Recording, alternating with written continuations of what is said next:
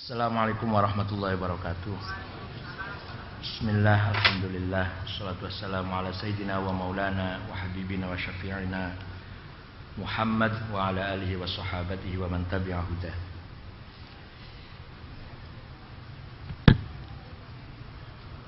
Pertama yang harus kita pahami bahwa tasawuf itu bukan akhlak. Di sini banyak yang rancu mencampur adukan antara tasawuf dan akhlakul karimah. Memang seorang sufi harus akhlaknya baik, tapi yang akhlaknya sudah baik belum tentu sudah sufi. Sebab akhlak masih melihat suluk, zahir, perilaku. Kalau ada orang baik dengan tetangga, baik dengan fakir miskin, peduli dengan bencana alam, yatim piatu, menengok orang sakit, menengok orang yang sedang kematian, itu akhlaknya baik. Belum tentu sufi. Ada orang dengan orang tua cium tangan, komandan dengan anak buah angkat tangan hormat, pegawai kecil dengan direkturnya, dengan kepalanya hormat, bagus akhlaknya. Belum tentu sufi. Ada orang dekat masjid, tiap waktu jamaah ke masjid Sunda Kelapa, setiap Rabu malam ngaji, setiap pagi minggu sebulan ngaji, bagus, akhlaknya bagus. Belum tentu sufi. Kalau ada infak, paling di depan sendiri, minimal 10 juta, bagus. Belum tentu sufi. Jadi akhlakul karimah dengan tasawuf beda. Yang kedua,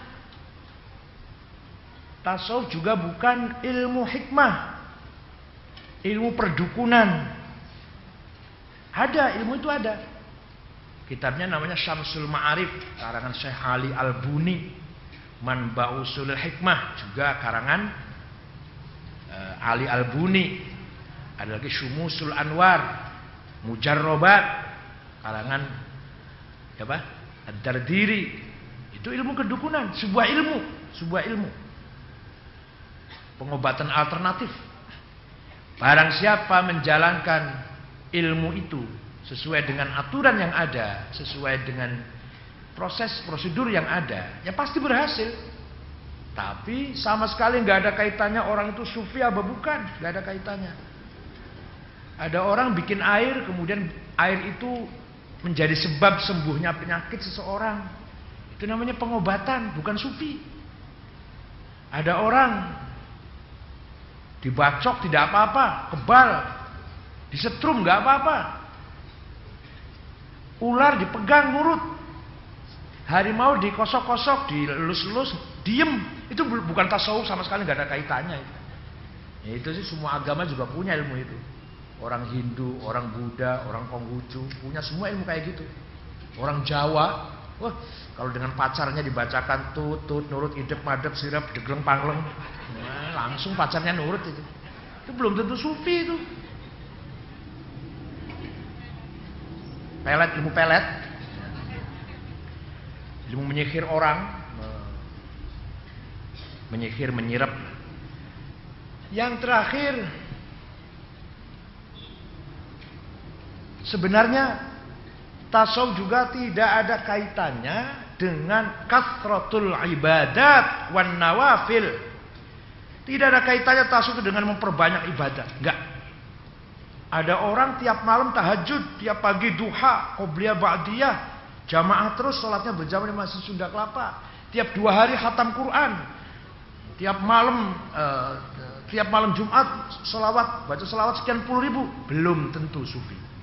Gak ada kaitannya itu antara bilangan kuantitas ibadat dengan tasawuf. Ada lagi yang komentari tasawuf itu bid'ah karena zaman Rasulullah gak ada tasawuf. Ya maklum, luar pesantren kilat. Ketika zaman Rasulullah ilmu tajwid juga belum ada.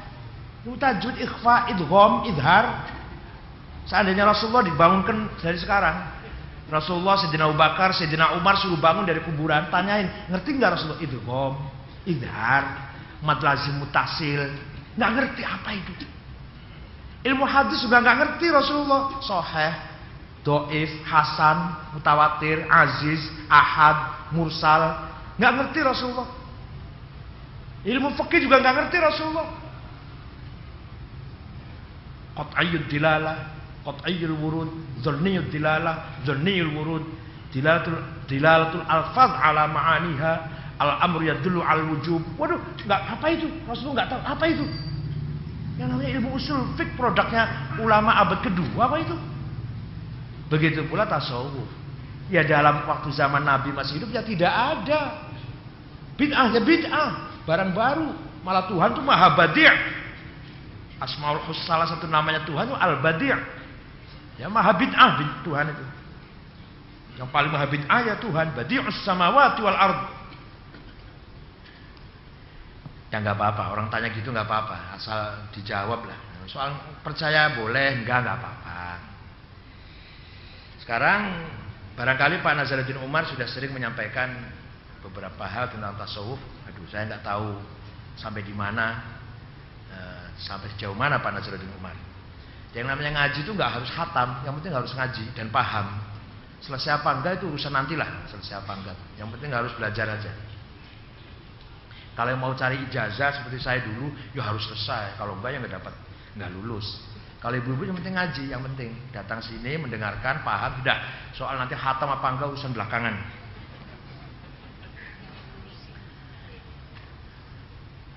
Tasawuf itu, aduh saya nggak ada papan tulisnya ya. Tulisannya kalau bahasa Arab tak sod wawu fa, tasawuf. Itu berasal dari kata apa? Di sini beberapa ulama punya pendapat yang beda-beda. Ada yang berpendapat dari kata sofaun, artinya bersih, jernih, bening. Itu pendapatnya Imam Abu Bakar Al-Kalabadi dalam kitabnya namanya At-Ta'arruf li Madhhabi Ahli Tasawuf, yang sudah diedit oleh Dr. Abdul Halim Mahmud, Syekhul Azhar. Kenapa dari sofa? Ya karena tasawuf itu tujuannya li sofail insan an kaduratil basyariyah, untuk menjernihkan hati manusia dari kotoran-kotoran hawa nafsu basyariyah, supaya hatinya bersih. Maka proses bersih itu bahasa Arabnya sofa. Orang yang sudah bersih berarti orang yang sudah sufi.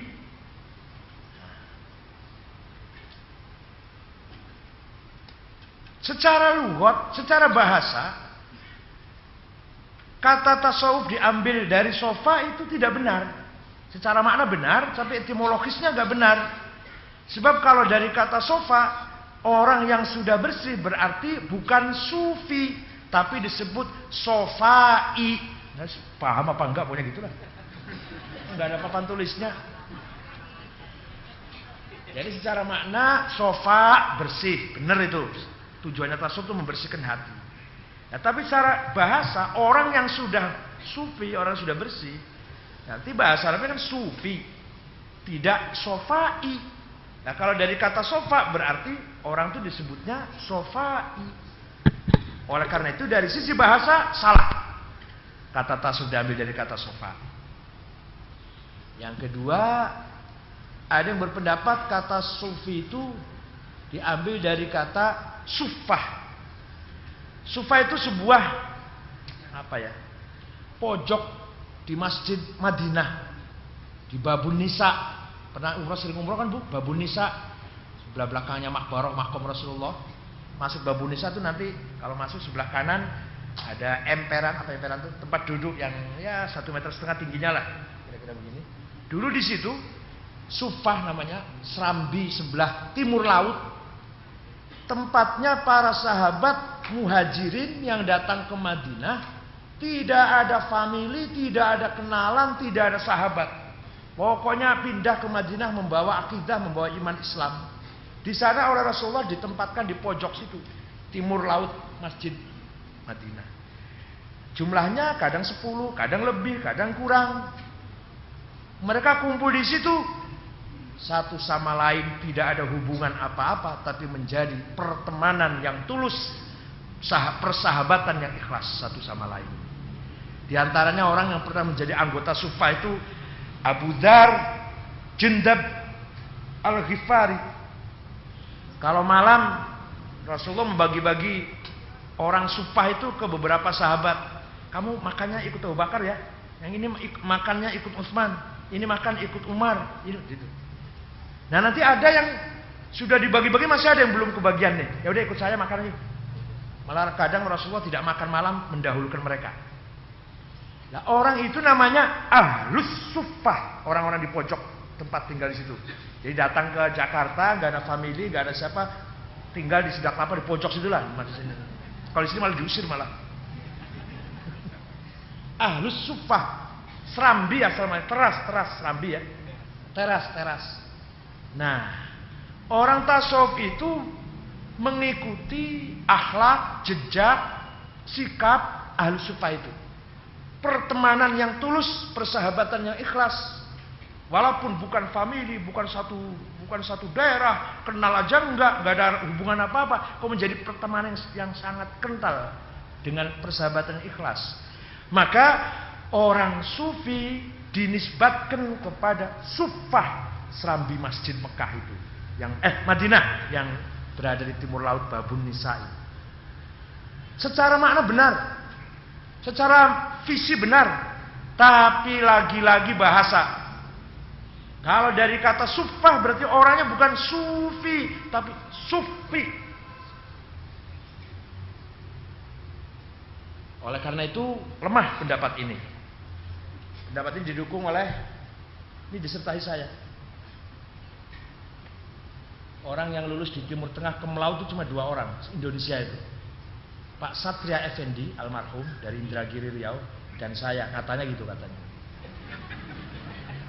Kenapa Kemlau? Karena tidak ada kesalahan satu kali pun dari susunan bahasanya. Bahasa Arabnya nggak salah satu kali pun. Katanya gitu. Saya jadi nggak paham kenapa Kemlau. Dan setelah datang dari sana ketemu dengan teman di PBNU, salah satu ketua NU. Kamu waktu lulus di sana apa?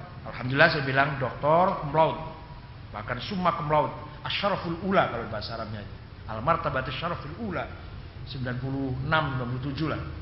Wah nggak akan jadi pejabat, Kalau yang lulusnya cum laude itu nanti guru besar, ngajar, keliling di masjid, seminar.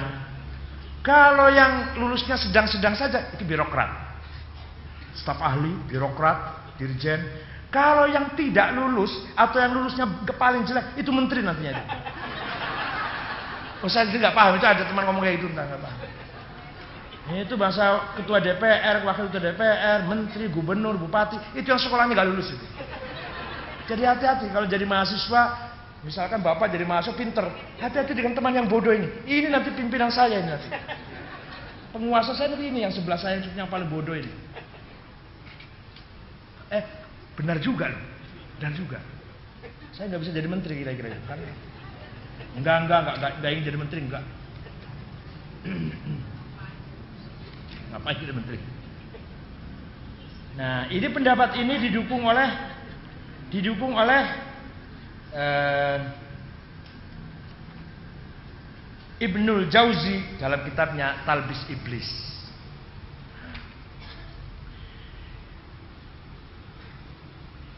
Yang ketiga, ada yang berpendapat tasawuf itu asal mulanya ceritanya begini. Ada seorang ibu nggak punya anak laki-laki, punya anak lagi perempuan, zaman jahiliyah ini. Suatu ketika punya anak laki-laki, dinamakan Ghaus, namanya dikasih nama Al-Ghaus. Ibunya nazar, nanti kalau anak saya besar, gak akan saya pekerjakan, tidak akan saya suruh cari uang. Saya akan nazarkan biar anak saya berkhidmat menjadi pelayan Baitullah Ka'bah, melayani masjid Sunda Kelapa sajalah, gak usah cari uang. Baitullah Ka'bah. Udah betul besar, Anaknya disuruh tinggal di Masjidil Haram, di Ka'bah, nyapu, bersih-bersih apa aja lah. Suatu ketika musim panas, barangkali Juni, Juli, Agustus barangkali, ibunya lewat di Masjidil Haram, anaknya lagi pingsan karena kena panas, nggak mau pergi di sebelahnya masjid, pingsan. Terus dibangunkan oleh ibunya sambil ngomong gini, sambil bilang gini, "Ma sara ibni illa sufah." Anak saya sekarang sudah lemah lunglai seperti lap serbet, bahasa Cirebon serbet, bahasa Betawi apa itu? Lap meja itu loh, apa namanya? Ya bu, ya pokoknya lap itu apa namanya? Kalau ya lap, kalau bahasa Cirebon serbet, lap, lemah. Suami ibu kalau lemah juga kayak serbet gitu lah. Ada seorang istri mengadu pada Sayyidina Ali. Sayyidina Ali, apa? Suami saya kayak serbet, kayak lap, apa lemes. Ya sudah, cari daun jarjir, digodok, direbus, airnya diminum. Ngerti nggak jarjir? Kalau ke Mekah ada itu jarjir itu, yang pahit itu, yang kayak selada air itu. Beli kalau di Mekah untuk bapak, jarjir. Kalau Viagra merusak kesehatan. Kalau jarjir enggak, sama sehat. Enggak, enakan ngaji terang-terangan aja, ngapain langsung.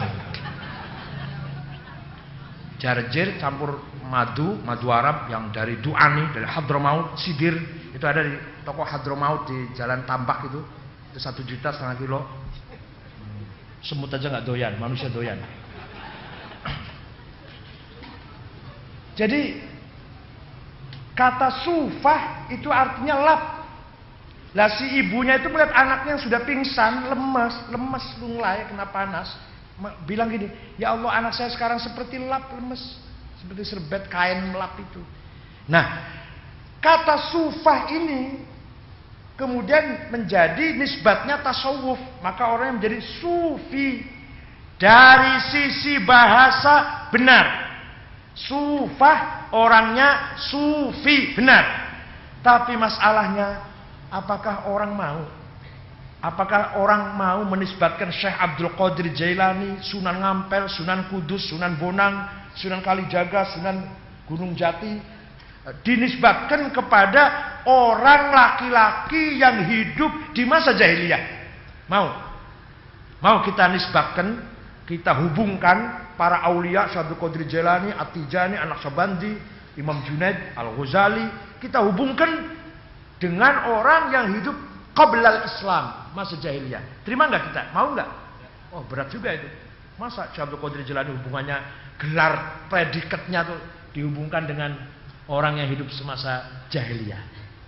Malah ada yang mengatakan zaman jahiliyah juga dulu ada satu kelompok orang yang zuhud, asketis, nggak cari uang apalah, pokoknya menerima, sabar, tapi belum Islam. Lah apakah tasawuf mau dinisbatkan kepada kelompok itu? Saya kira itu berat. Oleh karena itu Imam Al-Qushairi, Abdul Karim Al-Qushairi, yang punya kitab Ar-Risalah yang sudah diterjemah oleh saudara Lukman Hakim, namanya terjemah. Entah terjemahnya benar apa enggak ya, baca sendirilah. Kalau saya nggak pernah baca terjemah. Jangankan orang, Departemen Agama aja terjemah Quran banyak salah itu. Ketika menafsir itu madana fatadalla Jibril, ya, di surat An-Najm itu madana fatadalla, kemudian mendekat Jibril. Muhammad yang mendekat Allah itu Mi'raj itu Muhammad kok Jibril. Coba lihat. Maka dabal fuadu maro'a, itu lihat terjemahnya An-Najm. Itu Departemen Agama itu banyak salah. Tadi juga yang di sini tadi salah itu, tadi yang di Asmaul Husna tadi. Al-Wali 2 kali, itu salah itu. Yang pertama Al-Wali, yang kedua Al-Wali. Ya wali yang kedua. Itu baru datang sekali di Sunda Kelapa. Kalau 2 kali ketahuan apa lagi ya?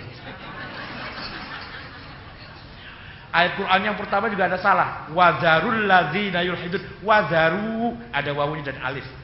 Itu enggak ada wawu dan alif. Za dan ro saja. Wadzaru ada wawu dan alif. Enggak apa-apa. Yang namanya orang benar kentu bukan. Nah, menurut Abdul Karim Al-Qushairi, tasawuf itu yang paling benar dari kata suf, maknanya bulu domba, kulit kambing yang kasar, yang kalau dipakai baju baunya nggak karu-karuan. Bukan bulu wol kayak sekarang England atau apa? Mereknya apa tuh? Dornil apa?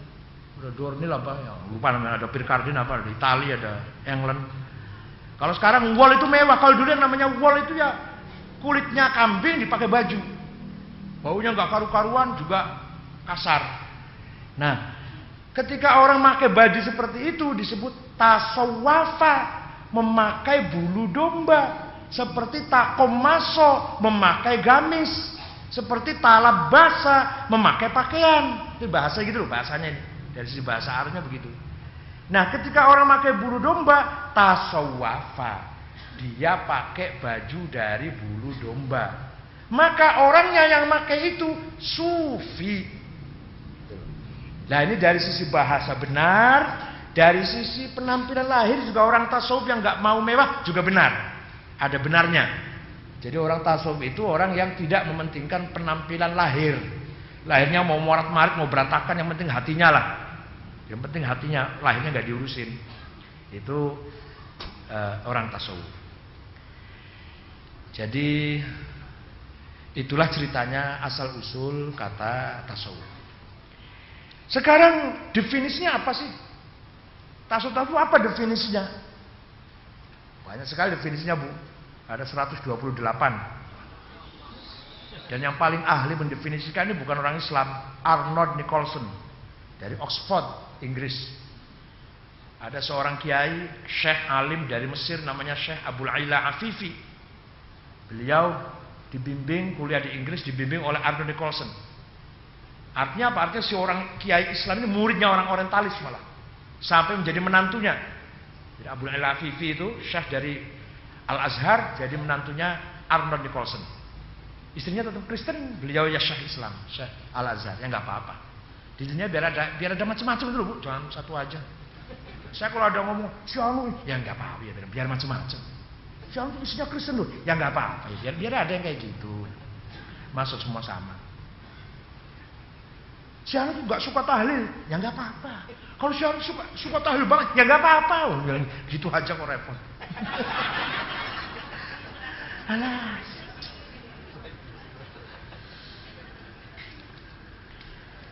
Definisi tasawuf, orang yang pertama kali mendefinisikan tasawuf adalah Syekh. Aduh, sebenarnya sebelum definisi orang yang pertama kali tasawuf dulu ya. Salah ini, meloncat. Orang pertama kali mendapatkan gelar sufi dulu siapa? Pertama kali orang mendapat gelar sufi siapa? Jabir bin Hayyan Al-Azdi. Wafat tahun 161 Hijriah. Yang menemukan teori aljabar, matematik itu. Itu yang pertama kali orang yang mendapatkan gelar sufi. Beliau muridnya, gurunya namanya Imam Ja'far As-Sadiq Ibn Muhammad Al-Baqir Ibn Ali Zain Abidin Ibn Husain Ibn Ali Ibn Abi Thalib. Jabir bin Hayyan ini jenius. Setiap malam di samping ilmunya, otaknya cerdas, jenius. Tiap malam tidak kurang 100 rakaat kalau tahajud. Setiap pagi kalau akan melakukan observasi, melakukan penelitian, permisi dulu, minta izin dulu pada gurunya Imam Ja'far Shadiq. Kalau dapat izin baru dia melakukan penelitian. Beliaulah yang pertama kali menemukan teori aljabar. Beliau pertama kali menemukan teori kimia dalam dunia Islam. Dia membaca kitab Yunani, kemudian Islam juga dimodifikasi dengan teori-teori dalam Islam. Bahkan dia sampai bisa menjadikan batu biasa, batu kerikil jadi berlian atau jadi emas. Walhasil batu biasa jadi batu berharga. Dari sekian kilo, dari sekian sekilo batu kasar menjadi 1 gram emas, itu dia bisa. Dan sudah dilakukan, sudah dicoba. Bahkan dia mempunyai tujuan ingin menghidupkan orang yang sudah mati atau binatang mati kira hidup lagi gimana. Waduh, cloning itu. Jadi cloning itu bukan barang baru. Dulu sudah pernah orang mikirkan cloning. Tapi angkat tangan, setelah bicara ruh angkat tangan dia. Gagal. Ternyata dia kalau sudah masalah ruh angkat tangan. Jadi kalau batu biasa jadi emas, batu biasa jadi ramuan-ramuan jadi obat, ramuan ini jadi begini, bisa dia. Tapi seketika sampai kepada masalah ruh, angkat tangan, gagal. Tapi ide cloning sudah ada dari dulu, bukan barang baru. Itulah Jabir bin Hayyan. Orang pertama kali mendapatkan gelar sufi. Beliau hidup di kota Kufah. Yang kedua namanya Abdul Karim ibn Utsman, atau terkenal dipanggil Abdak. Wafat tahun 165. Beliau tidak pernah makan yang ada ruhnya. Jadi kalau makan apa? Vegetarian. Ya. Kalau saya makan nggak ada ruhnya. Masa ayam hidup, ayam mati nggak ada ruhnya. Dan beliau sangat zuhud, sangat tawakal. Namanya Abdul Karim ibn Utsman. Sangat zuhud, sangat tawakal, sangat mahabbah dengan siapapun, mencintai sesama orang, nggak lihat orang itu siapa. Pokoknya kalau ketemu orang dia pasti tidak pernah membenci satu orang pun. Hatinya sudah penuh dengan cinta. Tidak ada ruang untuk membenci siapapun. Itu seperti Rabi' Adawiyah. Rabi' Adawiyah itu pernah ziarah ke Rasulullah. Kemudian setelah ziarah ngomongnya gini, Rasulullah minta maaf ya, saya baru kali ini sempat ziarah. Karena hati saya udah penuh dengan zikir pada Allah, lupa zikir pada Anda. Tapi jangan niru gitu, maksud sampean niru gitu. Keluar dari ziarah Rasulullah, jumpa iblis. Iblis, saya nggak bisa benci kamu. Hati sudah penuh dengan cinta kepada Allah, nggak ada ruang untuk benci. Jadi nggak ada tempat hati saya untuk benci. Jangan pada manusia, pada iblis pun sudah nggak ada tempat untuk membenci. Itu Rabi' Adawiyah, Rabi'ah Sunda Kelapa, Menteng Rabi' Adawiyah.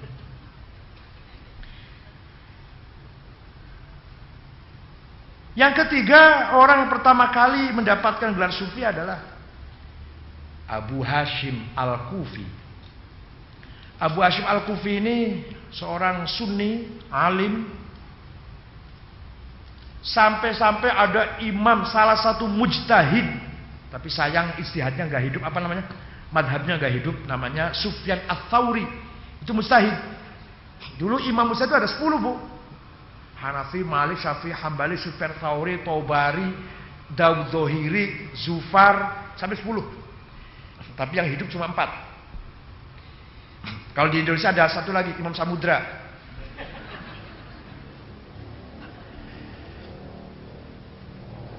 Sufyan Tsauri ngaji, belajar sama Abu Hashim.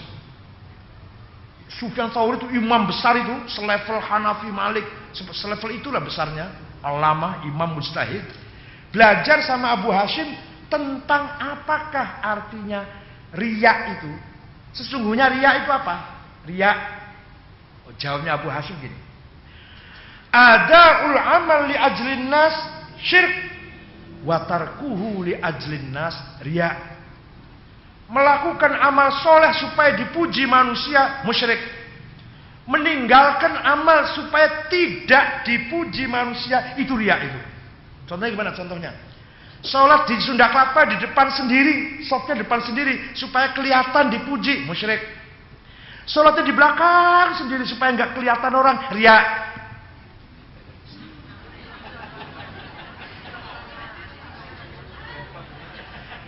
Sedekah 10 juta supaya tertulis paling banyak, musyrik. Sedekahnya nggak usah ditulis namanya lah, fa'il khair, hamba Allah, riya.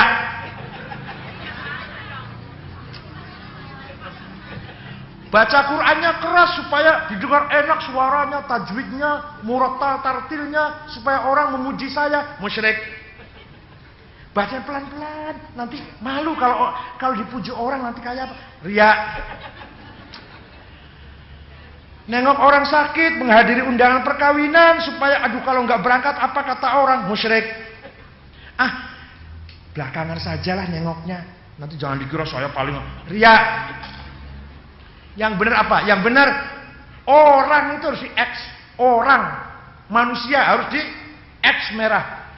Di depan, di belakang, di tengah sholatnya 10 juta, nyumbangnya 5 juta, 1 juta 10 ribu lillahi ta'ala. Kenapa orang masih jadi pertimbangan? Manusia saja jadi pertimbangan. Supaya dipuji orang, supaya tidak dipuji orang. Malu sama orang, gak enak sama orang, segen sama orang. Loh, orang dipertimbangkan. Wong manusia itu termasuk saya juga keluar masuk 2 kali dari tempat alirannya kencing kok. Sombong apanya sih manusia itu? Saya itu 2 kali dikeluarkan dari tempat itulah, pokoknya tempat kotor-kotor itu 2 kali saya. Pertama dari ayah, kedua dari ibu. Dua-duanya kotor semua aliran itu, kecomberan semua itu. Gitu, sombong amat sih. Jadi kalau dipuji manusia jangan bangga. Wong yang muji sama dengan saya kok. Masih makan nasi, masih makan jengkol. Dicaci manusia jangan minder. Wong yang nyaci saya juga makan jengkol, makan terasi, sambal terasi, ngapain minder? Paham betul? Paham enggak? Jadi sedekah 10 juta bukan karena orang. Sedekahnya 1 juta bukan karena manusia. Sholatnya di depan, tiap waktu di depan bukan karena minta dipuji manusia. Sholatnya di belakang bukan karena malu pada manusia. Tidak. Menghadiri acara di depan boleh, di belakang boleh, di tengah boleh, tapi lillahi ta'ala, bukan karena perhitungan manusia. Kebanyakan kita begitu. Baru malas saya mau nengok orang sakit ini teman saya, tapi kalau saya nggak datang apa kata orang? Malas menghadiri undangan perkawinan. Tadi pagi sudah, tadi ibadah zuhur ada lagi. Misalnya menghadiri undangan perkawinan, ini malam ini saya ada lagi nih. Di Balai Kartini misalkan atau di sana Sudirman. Kalau nggak datang, apa kata orang? Lu orang. Dan perilaku kita kalau masih apa kata orang, itu berarti masih musyrik. Menghindari kata orang berarti ria. Cari kata orang musyrik, menghindari kata orang ria. Udah paham? Aduh, 2 menit tadi udah paham. Cerdas-cerdas orangnya. Luar biasa. Saya dulu 4 tahun belajar gini, ibu 2 menit udah paham. Nah itu Abu Hashim ngajari Sufyan Tsauri, imam mujtahid. Sufyan Tsaurinya ini ahli fikih, ahli tafsir, ahli hadis, Imam Sufyan Tsaurinya. Nah ngaji kayak gini sama Abu Hashim Al-Kufi, termasuk orang ketiga yang terkenal mempunyai lakob sufi. Nah sekarang orang pertama kali mendefine tasawuf itu siapa? Orang namanya Abu Mahfuz Ma'ruf Al-Karhi. Mati wafat tahun 200 Hijriah. Beliau bapaknya masih orang Majusi. Namanya Fairuzan bapaknya. Kemudian masuk Islam. Masuk Islamnya di tangan Imam Ali Ridho ibn Musa Al-Kazim ibn Ja'far Shadiq. Ali Ridho itu kuburan di kota Mashhad. Dari Tahran 1000 km. Naik pesawat 1 jam. Itu kuburannya kubahnya emas. Dan kalau setiap pada sholat, terutama sholat zuhur, makan semua. Jamaah itu makan semua. Gratis. Sudah kelapa makan, ada makan nggak ya? Mau nggak kalau ada pengumuman? Besok pada zuhur kita sholat makan bersama imam dengan sate. Besoknya ada pengumuman, ya, makan siang kali ini gulai Surabaya. Senang saya kira. Saya selalu jamaah di sini nanti. Jadi di Masjid Ali Ridho di Mashhad itu di Tahran, setiap pada zuhur semua jamaah makan gratis. Dan makannya betulan itu. Bukan sembarangan, itu betul-betul enak. Dan saya ke sana kebetulan 2 kali zuhur terus, saya makan terus ya. Memang carinya supaya makan. Ada rumah sakitnya, ada sekolahannya, ada pendidikannya gratis semuanya. Itu kuburannya Imam Ali Ridho ibn Musa Al-Kazim ibn Ja'far Shadiq ibn Muhammad Al-Baqir ibn Ali bin Abidin ibn Husain ibn Ali bin Abi Thalib. Nah, Imam Mahfuz Al-Karhi ini mendefinisikan tasawuf begini. Tasawuf ialah bahasanya begini. Al-akhzu bil haqa'iq wal ya'su min aidil khalaiq. Mencari kebenaran, berpaling dari kepalsuan, itu baru tasawuf itu. Apa Bu? Mencari kebenaran, berpaling dari kepalsuan. Padahal di dunia ini 99,9 masih koma lagi nih, masih koma lagi nih. Masih koma lagi. 0,9 lagi, masih 1 lagi koma lagi nih. 0,9 palsu semua isinya ini. Jilbab palsu, kopiah palsu, dasi palsu, doktor palsu, kiai palsu, khotib, imam palsu. Paham nggak? Paham nggak? Ibu pakai jilbab, betul hatinya berjilbab? Alhamdulillah. Kalau ada orang laki-laki ganteng nggak lirik? Ya udah tua ya nggak lirik, udah masih muda lirik. Kalau ada uang numpuk nggak lirik?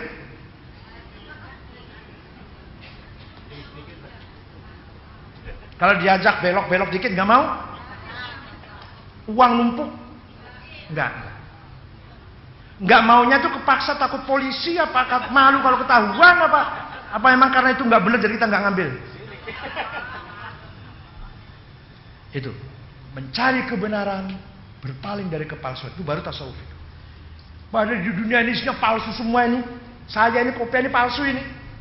Biar dianggap jadi kiai aja usah saya kopiah. Hatinya nggak karu-karuan.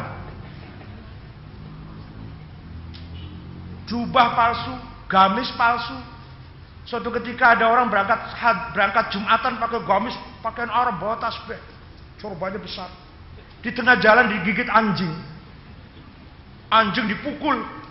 Anjing lapor pada Tuhan, saya sakit Tuhan. Kenapa dipukul Pak Haji yang berangkat Jumatan itu? Stop Haji. Kata Tuhan, stop dulu Haji. Kenapa kamu pukul anjing? Ya, karena dia gigit pakaian saya. Nah, sekarang anjing tanya, kenapa kamu anjing gigit pakaiannya Pak Haji itu? Saya pikir, kata anjingnya ini, saya pikir orang yang pakai gamis, bawa tasbih, sorbanan, bawa sajadah, nggak punya marah. Masih marah juga.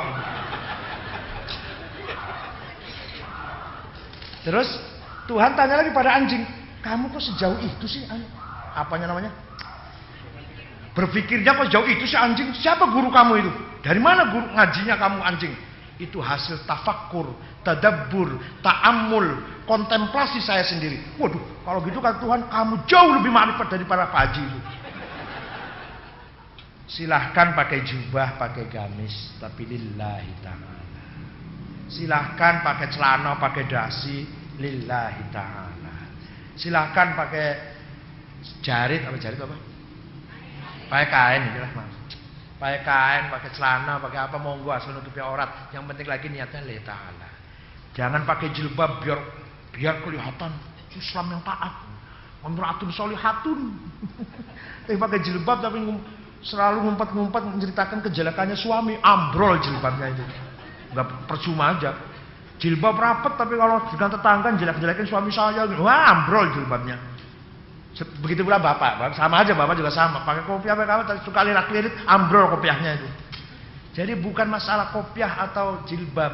Masalah adalah al-akhdzu bil haqa'iq wal ya'su mimma fi aidil khalaiq. Nah, ayat Al-Qur'an firman Allah dalam surat Fatir nomor berapa ayatnya cari sendiri. Enakan banget sudah suratnya saya tunjukkan. Cari sendiri. Bukan kaenakan, saya nggak tahu ayat nomor berapa. Nomornya nggak tahu tapi apal. Ya ayyuhan nasu inna wa'dallahi haqqun fala taghurrannakumul hayatud dunya wala yaghurrannakum billahil ghurur. Wahai manusia, kamu jangan terpedaya oleh tipuan-tipuan duniawi. Harta, jabatan, hawa nafsu. Gampang nggak itu? Gampang. Mengertikannya tuh gampang, memahaminya tuh mudah. Kamu jangan membanggakan harta. Ya iya, harta dibanggakan. Sebentar lagi kalau nggak harta ninggalin kita, juga kita ninggalin harta kok. Kamu jangan membanggakan jabatan, pangkat. Ya iya, jabatan cuma formalitas saja. Hakikatnya manusia bukan jabatannya. Banyak jenderal yang hatinya nggak karu-karuan, penakut, minder, khawatir, was-was, tidur sulit. Jenderal bintang 4. Ada tukang beca, tukang kulit, tukang sapu, tidur nyenyak. Ayo enak mana ayo? Enak mana ayo? Ya betul. Ibu jawabnya jenderal tidur nyenyak. Waduh, luar biasa. Nah, yang kedua yang paling sulit, yang rumit, yang pemahamannya perlu apa? Pemahamannya perlu dalam. Wala yaghurrannakum billahil ghurur. Jangan sampai kamu terpedaya, tertipu oleh tipuan jebakan dengan mengatasnamakan Allah. Itu yang sulit. Ketoe, apa ketoe itu? Kelihatannya lillahi ta'ala padahal tidak. Kelihatannya demi Islam, demi masjid, demi Allah, demi Rasulullah, padahal hawa nafsu. Kelihatannya demi rakyat, demi bangsa, padahal demi egonya. demi hawa nafsunya, demi ambisinya. Ini yang kedua, ini yang paling sulit dihindari. Kelihatannya bela Islam, kelihatannya berjuang untuk Islam. Jadi ketua NU, ketua Muhammadiyah, takmir masjid Sunda Kelapa. Oh, mengabdi, pengabdian, ibadah, gombal ibadah. Coba nggak digaji, lari semua. Ya saya juga sama, bukan aja. Saya juga sama. Dikira saya kalau ngomong gini cuma jelek-jelekin, Bapak enggak, saya juga sama begitu. Mau kemana? Dakwah. Padahal mau ceramah supaya dapat amplop. Itu dakwah. Gaya sekali bahasa dakwah. Ini saya ditunggu umat ini. Umat apa? Ngamen aja umat. Nah, amplop itu kalau tipis, doif. Kalau tebal, soheh. Kalau tipis tapi yang memberi itu perempuannya cantik, soheh li ghairi. Itu ilmu mustalah hadis, Bu. Hadis ada doif, ada soheh. Ada hadis doif tapi ada pendukungnya. Bisa jadi soheh dari doif itu. Soheh li ghairi namanya. Soheh karena faktor lain. Nah, kalau amplop tipis tapi yang ngasihkan itu panitianya anak perempuan cantik, guyang-guyu, mesam-mesem. Wah, itu soheh li ghairi itu. Enggak apa-apa lah, tipis enggak apa-apa. Jadi yang paling berat itu wala yaghurrannakum billahil ghurur. Kelihatannya berjuang lillahi ta'ala, ibadah, dakwah, mengabdi, padahal demi hawa nafsunya supaya saya terkenal. Nah, orang kayak gini biasanya kalau ngobrol 5 menit, ngucap sayanya 200 kali. Pak tinggal di mana, Pak? Saya di Menteng. Gimana Menteng itu? Wah, dulu nggak ada orang sholat, nggak ada orang baik. Setelah saya tinggal di situ, alhamdulillah, mulai ada orang sholat. Terus sekarang Bapak di mana? Yang aktif nih, jadi saya di Sunda Kelapa. Gimana di Sunda Kelapa? Waduh, tadinya nggak karu-karuan, nggak bersih, kotor, nggak disiplin. Setelah saya jadi, alhamdulillah, saya udah dua. Terus Bapak di mana, Pak? Saya di NU atau di Muhammadiyah lah. Saya ikut di Muhammadiyah atau di NU. Gimana NU di Muhammadiyah? Waduh, nggak karu-karuan dulu, nggak ada aktivitasnya, sepi saja. Setelah saya, alhamdulillah. Ibu-ibu gimana? Ibu-ibu nggak ada pengajian, ibu-ibu nggak ada, itu cuma paling ibu arisan, nganggur, hura-hura, aerobik paling. Sekarang setelah saya ikut, alhamdulillah. Jam berapa kali saya udah berapa kali saya tadi? Anak-anak muda gimana? Anak-anak muda, waduh, tadi nggak ada anak muda ngerti agama, anak muda ngerti akhlak. Setelah saya pegang, alhamdulillah. Berapa kali udah? Ngobrol 5 menit, sayanya itu 2. Kalau nggak ada saya, wah itu kan saya udah saya katakan ternyata. Kan dari saya itu ide itu. Saya udah kasih tahu, dia nggak nurut. Maka dia nggak nurut saya, dia celaka, dia kuat saya. Coba dia tuh ngikut saya, dia sukses. Kan saya kasih tahu, dia nurut apa kata saya. Maka saya ini dari dulu saya katakan, dulu saya ngomong gini ikhlas. Saya tuh nggak minta apa-apa. Saya 5 menit saya ping 200. Itu bukan alhamdulillah itu. Alhamdulillah. Segala puji bagi aku, itu aku. Segala puji bagi saya. Dikira yang punya saya cuma ente dewe apa? Yang lain juga punya saya. Orang lain juga punya saya, tapi dia anggap dia sendiri yang punya saya. Kalau nggak ada saya, masih Sunda Kelapa ini, maka saya jadi. Nah, saya kan udah kasih tahu. Lah saya ngomong ini ikhlas. Saya nggak punya kepentingan apa-apa. Tapi dia nggak nurut. Lah itu akibat dia nggak nurut saya. Maka saya katakan, oleh karena itu saya. Oleh karena itu saya dan coba 70 tahun mati, bisa nggak ngomong saya? Nggak usah 70 tahun, siapa tahu nanti malam mati nggak bisa ngomong saya udah. Pelan-pelan ngomong saya, pelan-pelan Bu. Ini HP saya nih, HP saya, jangan keras-keras. HP saya. Siapa tahu nanti malam nggak bisa ngomong HP saya, nggak bisa. Mobil siapa ini? Mobilku. Aduh, jangan keras-keras kunya. Besok pagi siapa tahu nggak bisa ngomong mobilku, karena udah mati. Ku nggak bisa ngomongku. Dikira mati jauh banget apa? Nah itu. Jadi hakikatnya orang hidup ini adalah, atau mari kita berusaha agar kita itu hidup benar-benar di atas rel yang hak. Betul-betul mengetahui hakikat hidup itu apa. Hidup itu apa? Hidup itu. Nah, mari kita jauhi kepalsuan. Hidup bukan hanya simbol, bukan hanya manuver, bukan hanya yel-yel, bukan hanya pamer, bukan hanya legal formal, bukan hanya bintang di sini, bukan. Oke, bintang di sini iya, tapi hatinya juga perwira. Bukan hanya kopiah, hatinya juga berkopiah. Bukan hanya doktor, ilmunya juga pas seperti gelarnya doktor itu. Itu maksud saya. Bukan hanya imam, tapi juga betul-betul imam jadi panutan.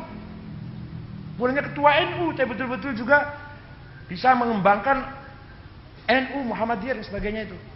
Itu namanya mencari. Lah, tasawuf itu mencari hakikat itu.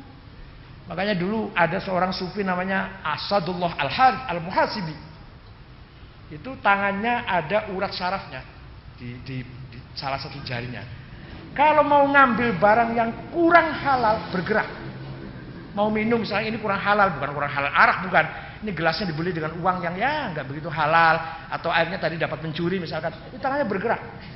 Kalau dikasih makan orang, kalau nggak halal betul nggak jadi makan. Karena tangannya menunjukkan, wah kalau saya punya tangan bergerak, kapan terima amplopnya saya? Apa nggak ada halal udah sekarang ini?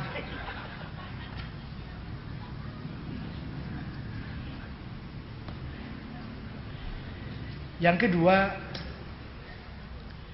definisi tasawuf itu yang kedua oleh Imam Dhunnun Al-Misri, wafat tahun 241 Hijriah. Namanya Ibrahim ibn Thauban Al-Ikhmimi dari Mesir Selatan. Dhunnun Al-Misri mengatakan tasawuf ialah, sufi ialah qaumun atharullaha ala kulli syai'in fa'atharullahu ala kulli syai'in. Qaumun atharullaha ala kulli syai'in fa'atharahumullahu ala kulli syai'in. Orang yang mendahulukan Allah, maka Allah akan mendahulukan mereka. Orang yang mementingkan Allah, kebenaran atas segala yang lainnya, di atas yang lainnya, maka Allah akan mendahulukan mereka dari selainnya. Itu baru sufi itu kalau orang begitu itu. Mendahulukan Allah, ngalahkan lainnya. Suami kalah, anak kalah, bisnis kalah, Allah tok yang dulukan. Maka Allah nanti akan mendahulukan ibu, mengalahkan segalanya udah. Nah, bagaimana caranya supaya bisa begitu? Agar supaya bisa sampai ke sana, maka prosesnya agak panjang prosesnya. Tapi kalau dilatih bisa. Kalau dilatih bisa. Dilatih ya dikit-dikit Bu ya, dikit-dikit. Kalau sekaligus nggak bisa. Kalau pagi, kalau malam mendahulukan Allah, ngalahkan yang lain. Kalau siang, ya apalah bareng-bareng. Kalau siang suami dilayani, kantor dilayani, tangga dilayani, toko buka toko, jual beli bisnis yang kita jalankan. Tapi kalau malam khusus untuk Allah. Bisa nggak gitu? Dicoba dulu. Coba dulu. Nanti lama-lama ditambah malam dan siang. Tapi seminggu sekali aja dulu. Senin kalau siang Senin untuk Allah saja, yang lain buang, nggak dipikirin. Belajar. Lama-lama akan terasa Bu, enak ya nggak mikirin cetek bengek, hanya mikirin Allah tuh enak, ringan rasanya. Ketagihan malah. Aduh, ada dangdut nggak dengar sudah, ada dangdut nggak dengar, ada idol nggak mau, ada KDI nggak mau sudah. Arisan males sudah, Itu semua basa-basi omong kosong karena tidak mencari kebenaran. Ada sebuah ibadah yang kalau pas momentumnya, pas ngepasin, walaupun kalimatan wahidah tusma'u minal mala'il a'la. Saya pas kebetulan ngomong ya Allah, tapi pas ikhlas. Kebetulan ikhlas, kebetulan lagi didengar, momentumnya tepat, itu didengar oleh Allah, walaupun hanya ya Allah kemudian tidur, diberikan semuanya. Ada lagi yang ibadah dari jam 12 sampai jam 4 wirid terus. Ngadep ngulon terus madep ngulon nih. Baru ke barat terus di atas sajadah. Allah enggak menerima, enggak mendengar itu. Kenapa? Kalau ya Allah, ya Allah, ya Allah. Itu ya Allah mulutnya tuh uang, duit. Ada lagi yang ya Allah sekali saja tapi ikhlas betul-betul, buang semua buang. Apa yang ada di kanan kiri, langit, bumi, suami, anak, istri, keluarga, dagangan, perusahaan, uang, deposito, tagihan, apa semua cacak buang coba, buang. Sampai diri kita sendiri buang coba. Setelah terbuang semua, baru ucapkan, ya Allah. Bisa nggak itu? Belajar sekali aja gitu. Nah itu nanti ya Allah didengar betul itu. Kalau ya Allah masih ya duit, ya nanti Allah duit. Ya masih mendingan, pengen duit panggilnya Allah masih mending daripada pengen duit terus cari calon gubernur. Ini lagi saatnya ini subur uang nih, yang tim sukses. Biasanya kalau tim sukses tuh Yang calonnya belum sukses, timnya dulu sukses biasanya. Saya itu Bu. Jangan dikira saya nuduh orang lain, enggak. Jadi coba belajar. Biasanya saya kalau disinggung orang marah, coba hari ini tidak. Biasanya kalau teman di pojok lagi ngerumpi, saya nimbrung biasanya. Oh iya, kamu baru tahu. Saya dulu. Minggu kemarin saya dengar itu. Biasanya gitu biasanya. Enggak. Sekarang tahan, belajar nahan. Biasanya menyesal, biasanya aduh. Sakit aduh, ya Allah kenapa? Coba belajar tidak aduh. Gus Dur itu satu kelebihannya. Kiai Abdurrahman Wahid itu satu, tidak pernah aduh. Tidak pernah mengapa saya begini. Gak pernah. Maaf, beliau sudah fisiknya kayak gitu, ibu nyainya juga istrinya kayak gitu. Gak pernah, telinga saya belum pernah dengar beliau aduh, gak pernah. Orang sangat percaya diri, semangat hidupnya luar biasa. Lagi diimpus di rumah sakit, keluar demo dulu, dilepas dulu impusnya demo. Itu masuk rumah sakit lagi, impus lagi. Di dunia apa ada tuh kayak orang kayak gitu tuh? Ya kelemahannya manusia, kelemahannya ada, tapi itu kelebihannya yang saya ceritakan. Ke Amerika mau ketemu Clinton, nggak mau diterima. Ya nggak apa-apa, saya ke Amerika mau memperbaiki kacamata, mau ganti kacamata. Akhirnya diterima. Setelah diterima 15 menit, ya nggak apa-apa. Akhirnya 45 menit. Nah itu orangnya luar biasa di situ. George Soros datang ke sini perlu mampir ke Gus Dur. Menteri Amerika siapa namanya? Menteri Amerika yang orang hitam itu, Lisa Rice itu mementingkan ketemu Gus Dur. Ada apanya orang itu nggak tahu saya Gus Dur itu. Orangnya kayak gitu. Tapi ya itu kelebihannya tidak pernah sakit atau apa dilengsarkan dari presiden. Aduh, mengapa saya begini? Nggak pernah dengar saya itu. Nggak pernah dengar dia ngomong gitu. Saya tetangganya. Walaupun saya juga banyak nggak cocok dengan beliau cara, tapi satu itu yang saya nggak bisa niru. Supirnya ngebut, tenang aja. Kalau saya, pelan-pelan, hati-hati. Kalau dia tenang aja tuh, supirnya mau sudang. Itu kelebihan beliau. Jadi coba belajar tidak aduh. Misalkan ibu hari ini dapat musibah misalkan. Biasanya aduh kenapa begini ya Allah. Coba tahan dulu. Namanya belajar namanya. Ada suaminya rewel ya biasanya ngelawan ya enggak gitu lebih.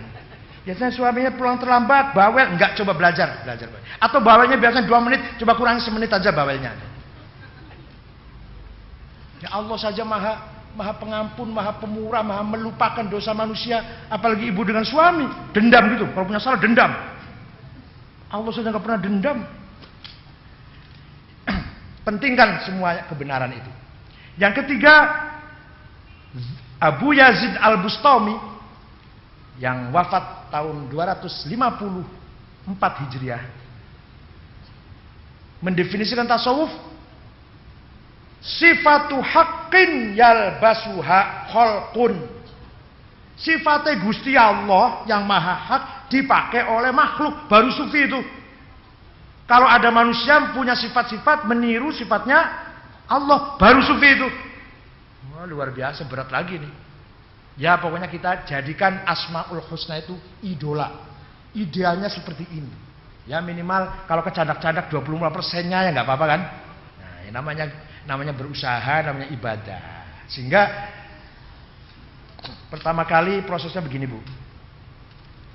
Minggu kemarin sudah saya terangkan tapi saya ulangi.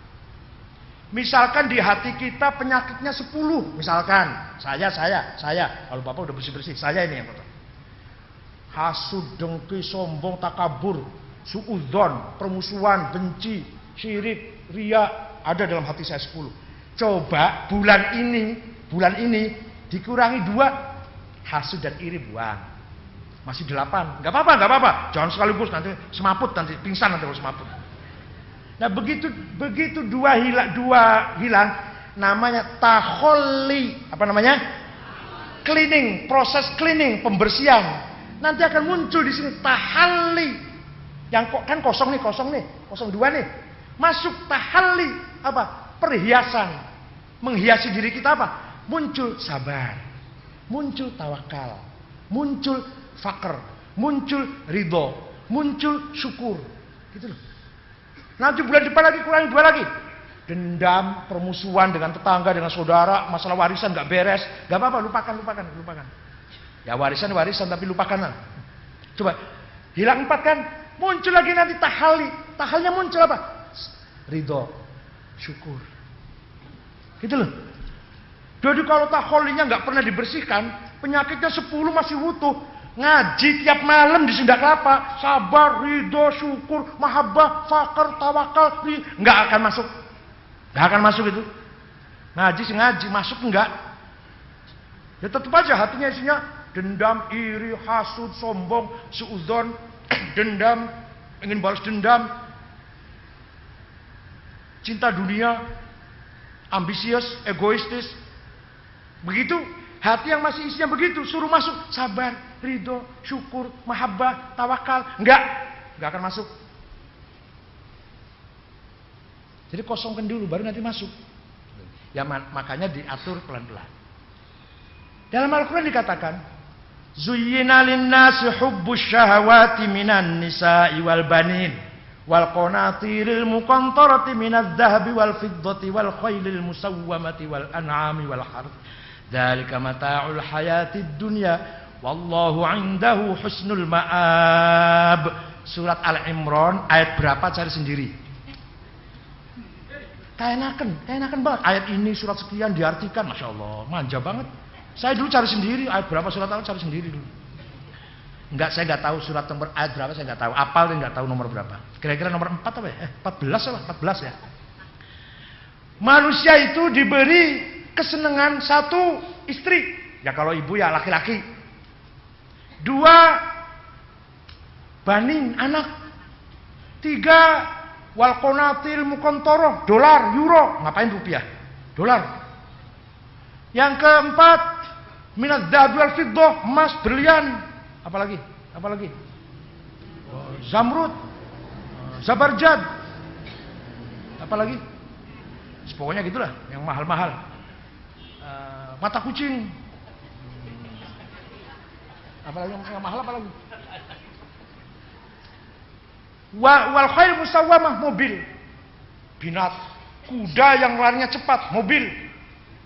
BMW, Audi, bila perlu Rolls Royce. Waduh, jangan sayang, nanti jangan dipakai, paling dikemulin aja nanti. Saya punya tetangga, mobilnya ada Mercy, dikemulin terus. Yang keluar kok CR-V terus, nggak pernah yang lain. Jadi untuk apa itu mobil? Dikemulin saja, dikosok-kosok saja. Yang keluar kijang terus. Nah itu tuh apa itu? Nah, makanya nggak usah mobil mewah lah. Nanti nyerempet, sayang udah. Nanti nggak bisa tidur kalau nyerempet.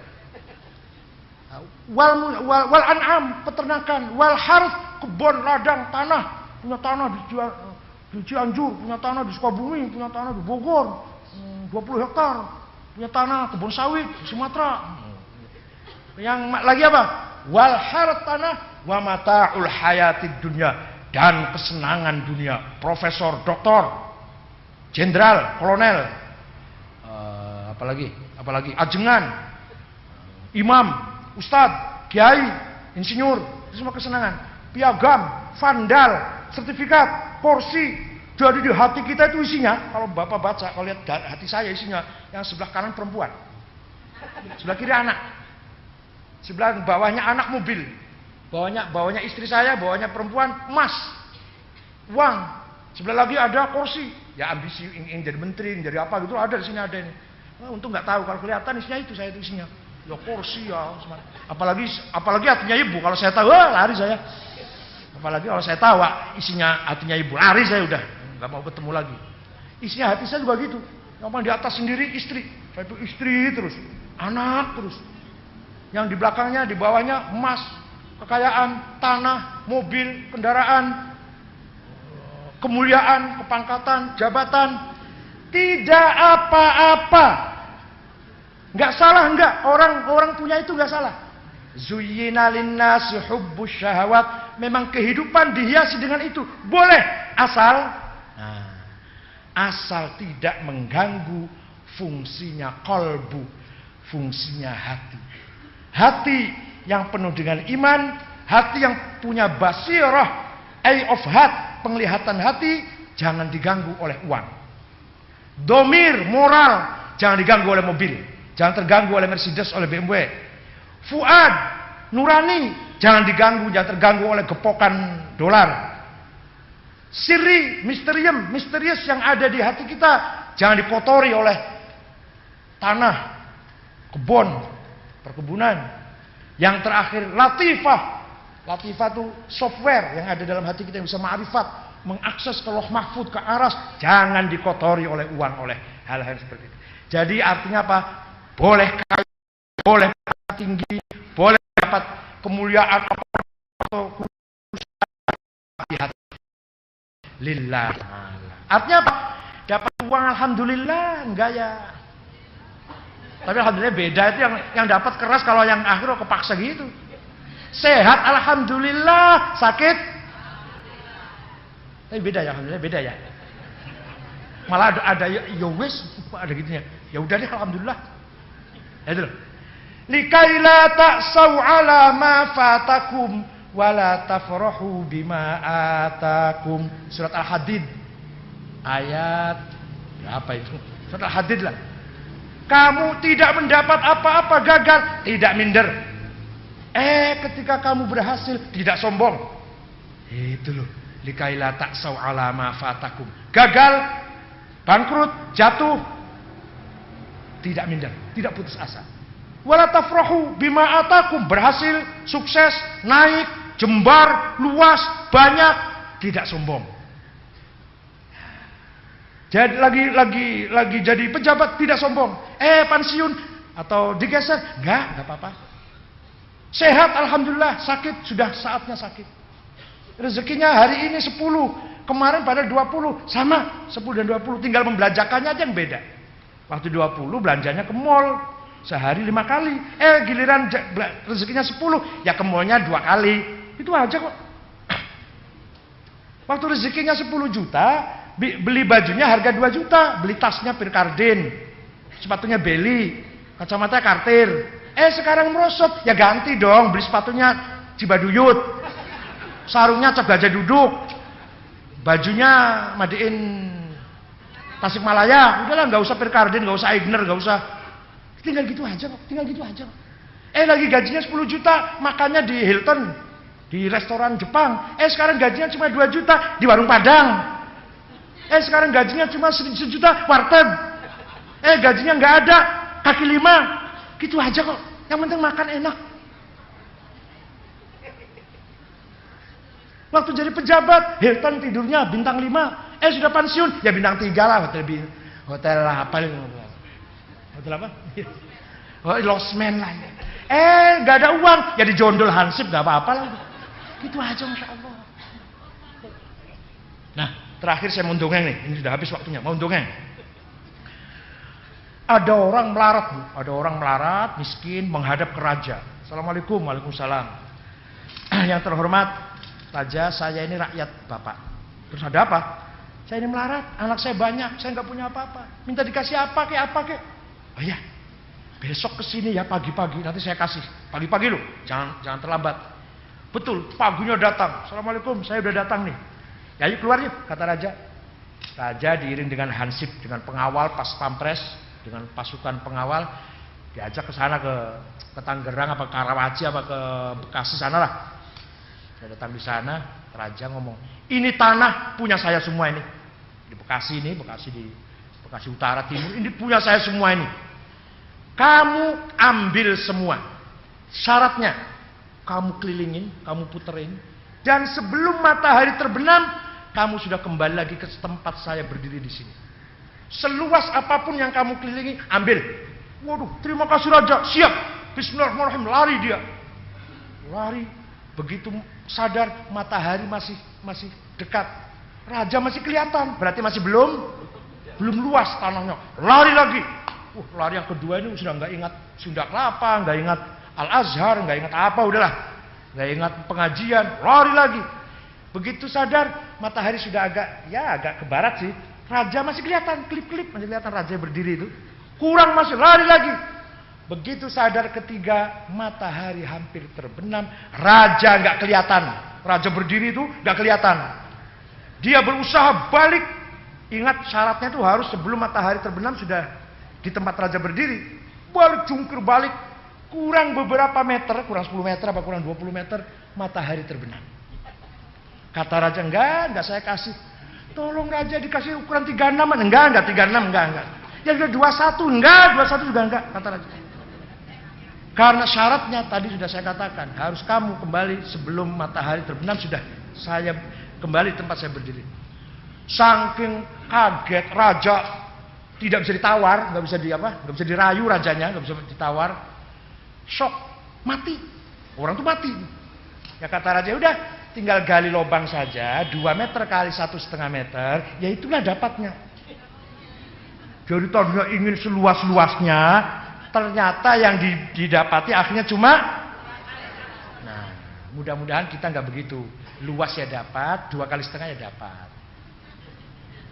Jadi yang luas ini juga dapat untuk amal soleh banyak. Pada akhirnya nanti kita juga 2 kali 1, ya nggak apa-apa, tapi yang luas kan sudah dapat, gitu kan? Seperti tadi ibu bilang ya jenderal ya tidur nyenyak, gitu sama. Mudah-mudahan ada manfaatnya. Syukran wa dumtum fil khairi wal barakah. Wassalamualaikum warahmatullahi wabarakatuh. Monggo. Baik, kami persilahkan kepada para jamaah untuk tanya jawab. Dari bapak-bapak 1 orang, dari ibu-ibu 1 orang.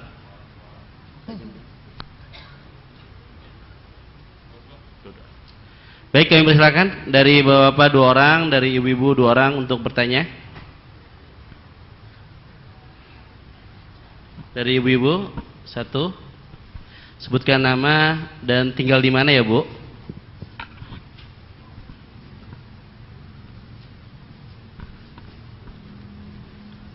Assalamualaikum warahmatullahi wabarakatuh. Yang ingin saya tanyakan, nama Ibu Yoyo dari Hutan Kayu, anak muridnya Pak Lukman Hakim. Itu Ustadz, kalau sudah belajar tasawuf, kadang-kadang baru beberapa bulan saja dia sudah bermimpi yang macam-macam gitu. Apa yang menyebabkan mereka seperti itu? Pengikut tasawuf yang masih baru-baru begitu ya. Jadi seolah-olah artinya beramalnya belum banyak, tapi dia sudah menceritakan begini dalam mimpinya itu. Nah, yang saya ingin tanyakan, apakah seperti itu untuk belajar tasawuf yang ditujunya? Terima kasih. Assalamualaikum warahmatullahi wabarakatuh.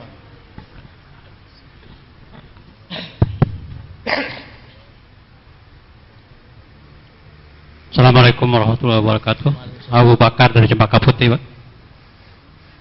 Kiranya gambaran yang Bapak jelaskan tadi kepada kami, kalau kita refleksikan dengan keadaan dunia sekarang ini, apakah kita sebagai pengusaha, apakah kita sebagai pejabat, apakah kita sebagai pegawai atau apapun, kelihatannya agak sulit untuk menerapkannya, Pak.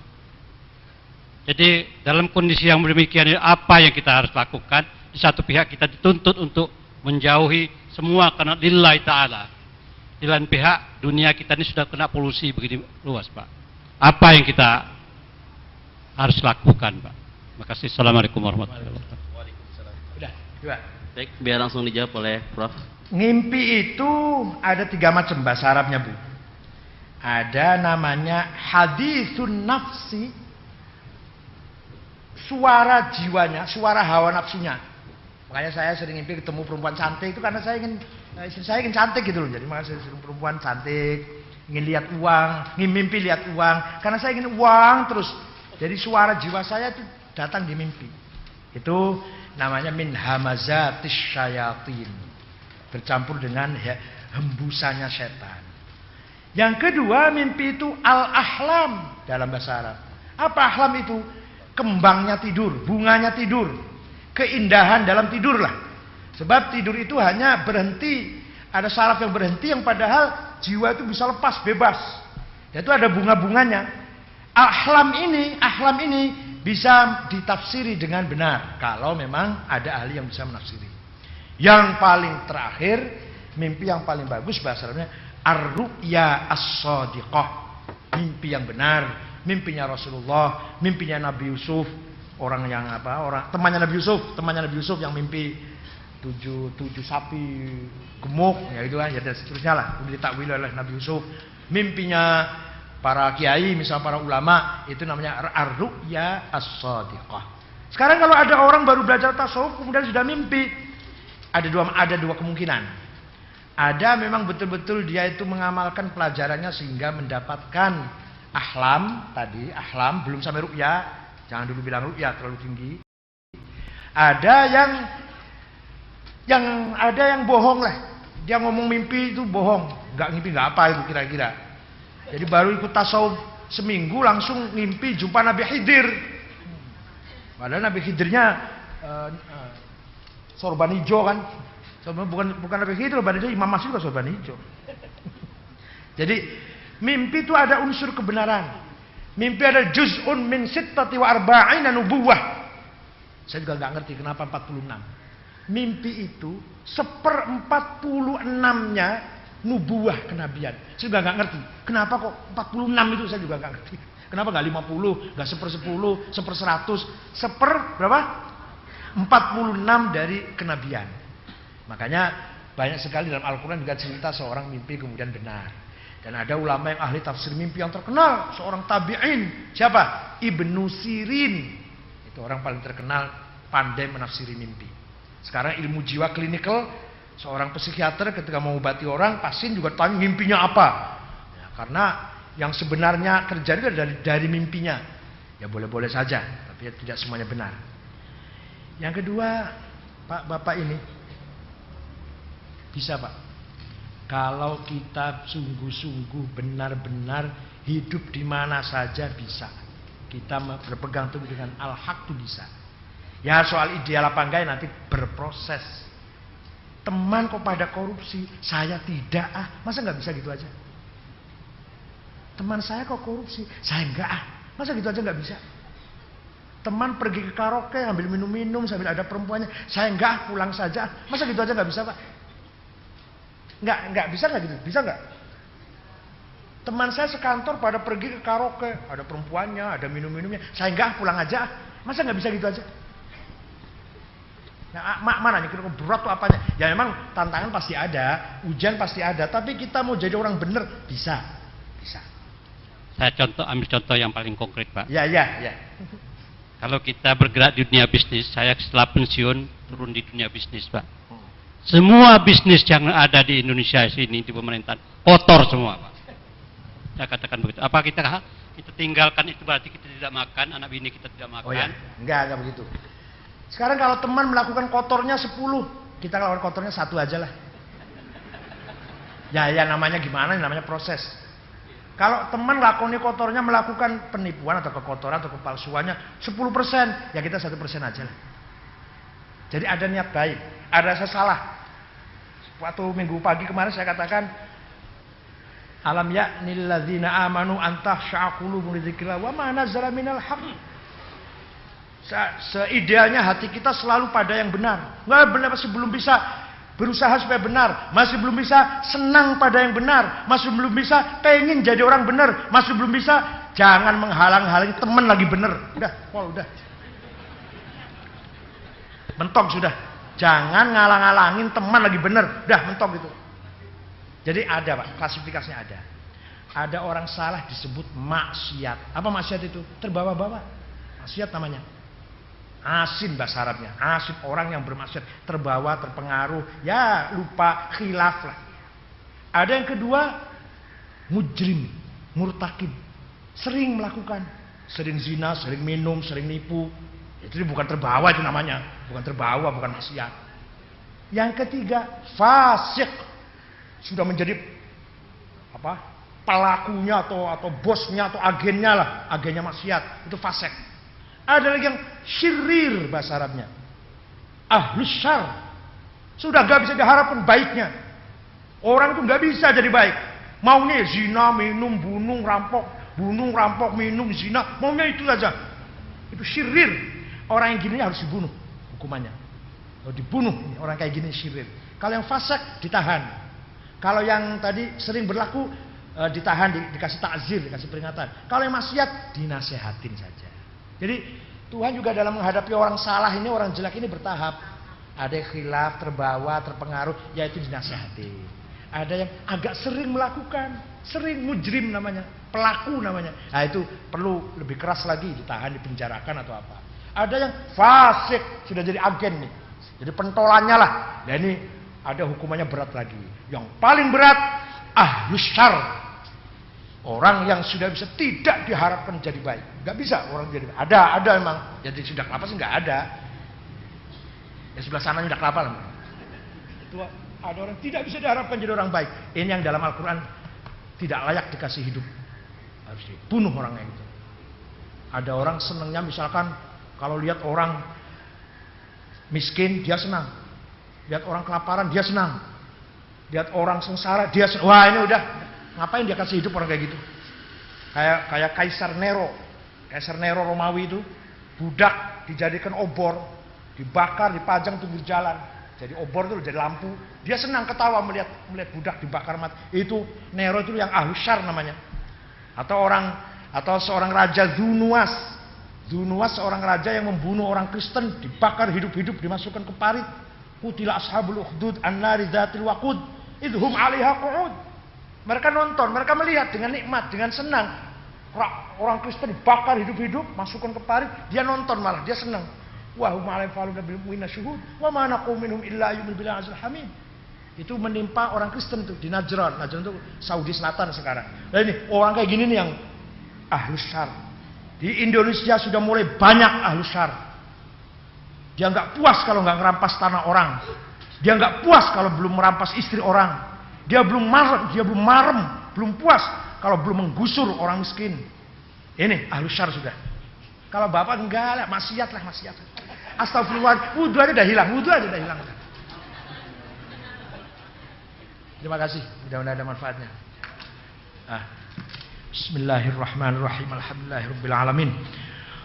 Allahumma inna nas'aluka bi annaka antallahu la ilaha illa antar rahmanur rahimul malikul quddus salamul mu'minul muhaiminul aziz jabbarul mutakabbir al khaliqul bari'ul musawwir ghaffarul qahharul wahhabur razzaqul fattahul alimul qabidul basil khafidul rafil mu'azzil muzillul sul basir al hakamul adil latiful khabirul azimul halimul halim syukur halimul azim kalimul mufid jami'kan mujib al wasi' al hakim wadudul majidul ba'd syahidul haq al waqilul qawiyul matinul waliyul hamidul muhsin mubdil al muhim mumid wajidul hayyul qayyumul wajidul majidul wahdul subhanal muqtadir al awwal akhir ba'dhul batin al wal muta'al baru tawabul muntaqim al afur rauf malikul mulki dzul jalali wal ikram maqsadul jami' al ghani mukrimanul nafinul al hadir badil baqi warzul syidus sabur. Nas'aluka bi asma'ikal husna. Ya Allah kami mohon dengan asma'mu yang indah, antuwaffiqana wa auladana. Berilah kemampuan kepada kami dan anak-anak keturunan kami bil a'malis sholihah, menjalankan amal yang saleh. Wa antahfadhona wa iyyahum, dan hendaklah engkau menjaga kami dan anak-anak kami minal hammi wal gham wal maradi was saqam wal balaya wal mihan wal fitan. Jagalah dari segala penyakit, musibah, bencana, penyakit menular, fitnah. Wa antaj'ala lana walahum, dan berilah kepada kami dan anak-anak kami farajan wa makhraja, kejembaran, keterbukaan, kemudahan fi umurid dunya wal akhirah. Rabbana khtim lana bil Islam wal iman. Ya Allah, akhirilah hidup kami dengan membawa iman dan Islam. Waj'al indantihai ajalina min hadhihi dunya, berilah kemampuan kepada kami di akhir nanti ketika menghadapi sakaratul maut, akhir kalamina, kalimat yang paling akhir kami ucapkan, kalimat la ilaha illallah Muhammadur Rasulullah. Rabbi yassir wa la tu'assir, Rabbi atmim lana bil khair, wa sallallahu alaihi wasallam Muhammadin nabil ummi walhamdulillahi rabbil alamin.